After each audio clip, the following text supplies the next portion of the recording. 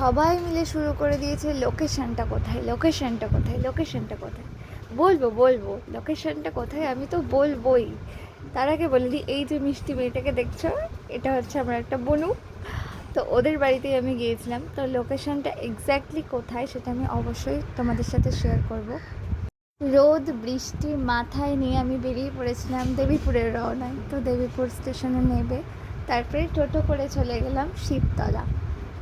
ওখানে গিয়েই রিম্পা আমার জন্য ওয়েট করছিল। আমি গিয়েছিলাম বৈচিগ্রাম থেকে দেবীপুর, মানে জাস্ট দুটো স্টেশন। তো এক্স্যাক্টলি লোকেশনটা হচ্ছে বর্ধমান অ্যান্ড হাওড়ার মেন লাইনে।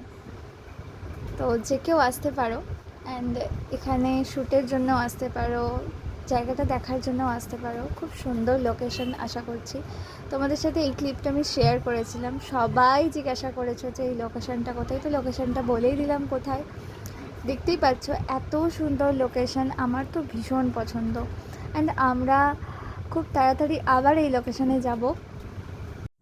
তো শিবতলায় নেবে আমি ফার্স্ট গিয়েছিলাম রিম্পাদের বাড়িতে, অ্যান্ড রিম্পাদের বাড়ির ছাদ থেকে আমি নিচের ভিউটা নিচ্ছিলাম। দেখো কতটা সুন্দর লাগছে, একটা আলাদা ভাইব জাস্ট। অ্যান্ড ওদের বাড়ির সবাই, মানে ওর বাবা মা, ওর ঠাকুমা, মানে সবাই খুব সুন্দরভাবে আমার সাথে কথা বলেছে। আমার খুবই ভালো লেগেছে গিয়ে ওদের বাড়িতে। এবার চলো মন্দিরে যাওয়া যাক।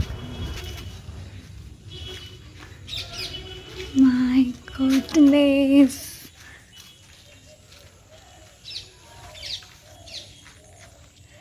Just wow! এই যে মন্দিরটা, আমার কপালে আছে মন্দিরটা দেখা। সবসময় নাকি গেটটা খোলা থাকে না। কি দারুণ ভিউ! মাই গড, কি সুন্দর ফুলগুলো লাগছে ভাই। রিম্পা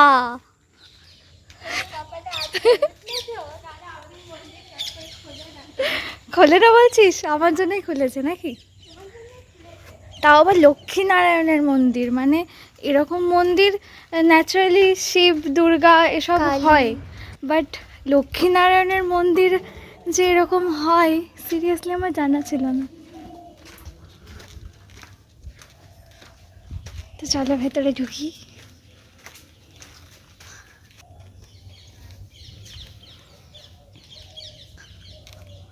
ওই আমার একটা দিদি এসছে দেখবে বলে, সেই জন্য।